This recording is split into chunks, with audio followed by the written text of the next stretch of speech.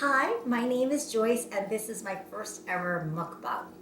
I hope I'm saying that right because it is a really, really, really great word and concept that my really wonderful daughter Sophia told me about. It is so me, and it is just, it's all about food, it's all about sharing, it is about connection to your food, to the other people that are out there in YouTube land or wherever you are.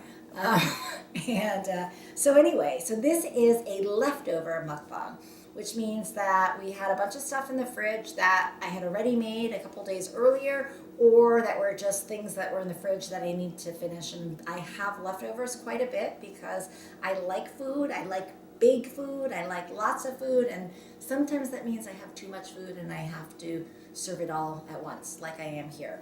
If you're a friend of mine, you've probably been over to my house for leftovers. So it is a food category in our family and in my life. So what do we have here and how do I start? I guess that I will start with these noodles because they're better when they're warmer. And what they are is spaghetti noodles with a blue cheese sauce and kale. So the way that I made that was I always try to make a pound of spaghetti and just put it in the fridge for different kinds of dishes, and we'll get to this Chinese dish in a minute. But this one, I just took some blue cheese and butter, and it's very healthy. And then I mixed it together and created a nice little blue cheese sauce. So then at the very end, I threw in the kale. And the kale looks really pretty and bright green on its first go around. When it's like today now, it's a couple days later or leftovers, it doesn't look quite as nice, but it's great. You've got your iron in the kale and calcium, and it's a really nice dish. So I'll put that there. I love having, I think this is a very Asian thing and probably a lot of cultures around the world, having a little bit of everything on your dish. So I'll do that, and I need to have some vegetables. So I'll put some cucumbers there. Those are fresh today, and some carrots. Munch on a carrot. I have some almonds for protein. Of course, there's protein in blue cheese. And these potatoes au gratin. I was making these the other day because Sophia loves potatoes, and I cut them all up, and I was about to make them when I realized I didn't have dairy or I didn't have milk.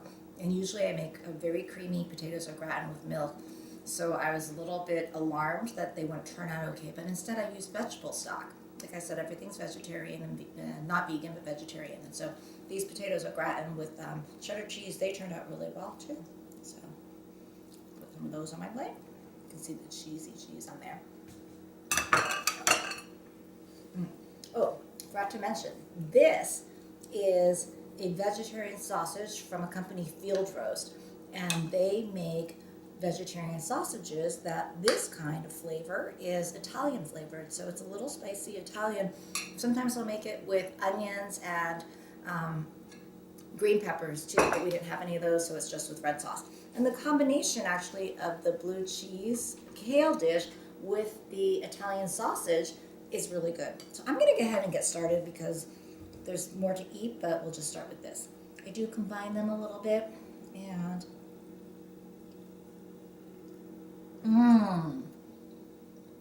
the blue cheese, you know how blue cheese is a little funky tasting anyway. It's even better a couple days old. Yummy.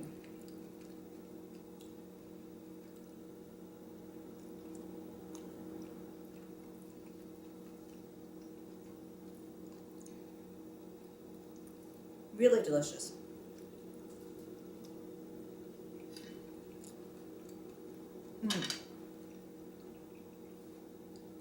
I only saw a small part of a mukbang, or two of them, so I don't really know what they do about napkins, but I think I need to get a napkin.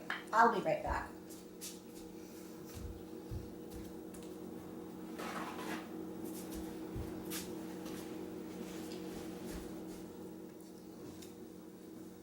I really love the concept of a mukbang too because I travel quite a bit and I eat on my own a lot. My husband and I are also, both of us, watching different kids in different places, and both of us eat by ourselves a lot. I don't think he eats like this, but I do quite a bit, and I love the thought that if somebody else is out there eating just a single dish, that you can look at my food, or if you've got a lot of food too, then it'll be like we're sharing a food leftover connection.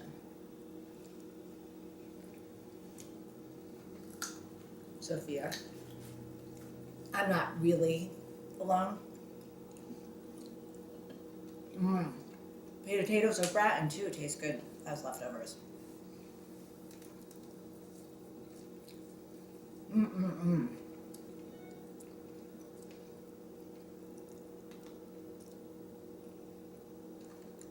Delish. Oh, this is something a little fresher for today.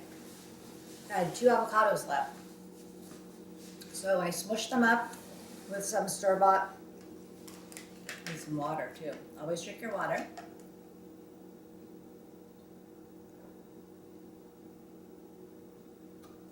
I put it in the freezer so that I have a big ice cube in it and that can last me a long time. The ice and cold. So, smush up the avocado and put in a little bit of lime juice with that, and then chips.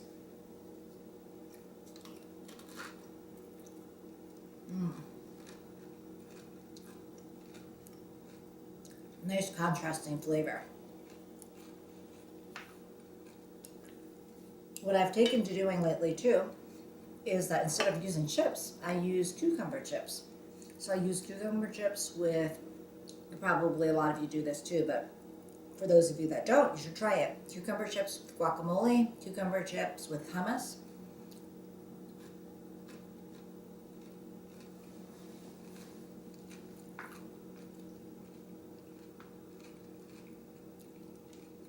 So people have asked me about chopsticks and how you're supposed to use them. I learned as a really young kid, so I don't really remember how I learned. But one of the questions is, can you stab your food? So I don't know the official answer, but as you can see, I sort of did that with this. So I stabbed it, and I can use them a lot better than it looks like I can. Well, either like this, where I didn't stab it, or if you're having a little trouble because it's a little slippery, just stab it a little bit. Nobody will ever know. Very good. Sophia and I fed Sophia's boyfriend, Jacob, really nice Jacob. We fed him vegetarian taco meat one time. Didn't tell him. And then Sophia kept laughing, and finally he was a little suspicious and asked us what was up. But he had eaten his whole taco by then. So I think with this vegetarian sausage that we could probably get away with feeding it to a non-vegetarian too. All right. You can't watch this mukbang forever. Probably have to do work or clean the house or watch your kids or something. So I'll move on to another. What should I do next? I'll move this out of the way for a moment. And well, you can do this if you're by yourself. Take the spoon from in there. And it's clean. All right, what this is a cream of broccoli soup, cream of broccoli cheddar soup, cheddar broccoli soup. It retained, I was a little worried it would have gotten cold after we started on other things, but it's still nice and warm because I heated it up quite warm.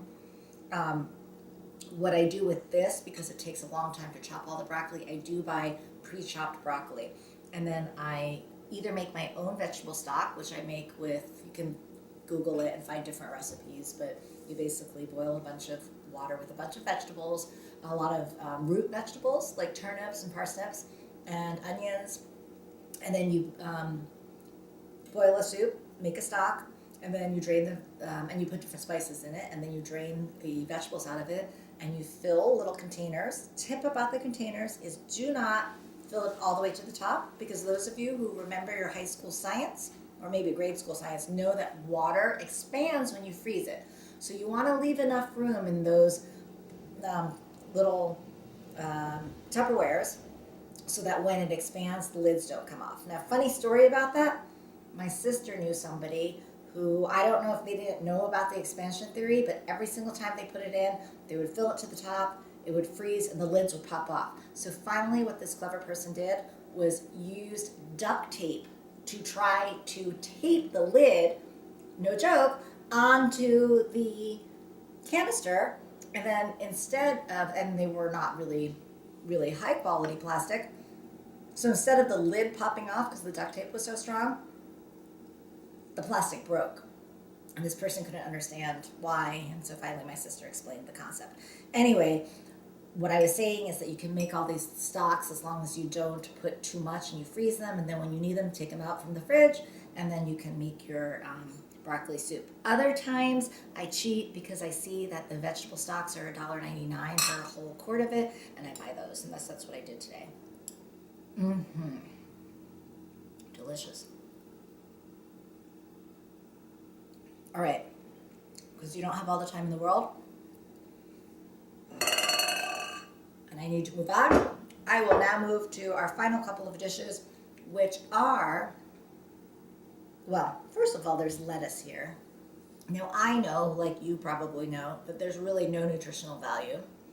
What I buy this iceberg lettuce for sometimes is just for the crunch. So usually I'll buy some kale or some spinach, and I'll make those salads, and I'll throw in a little bit of light green and a little bit of extra crunch. The kale is crunchy, so, but if you have spinach, I like to throw in a little bit of this iceberg. The other thing that iceberg is good for is we make vegetarian spring rolls, and we'll use somen, and we'll use shredded carrots and basil and cilantro, and you can use tofu, or if you eat shrimp or some sort of meat, you could put that in, and then we'll put some of this iceberg lettuce in for that too. So I bought the iceberg lettuce thinking I would throw it in something, ended up using the kale and broccoli and everything else up, and then I just had this. So it's just sitting here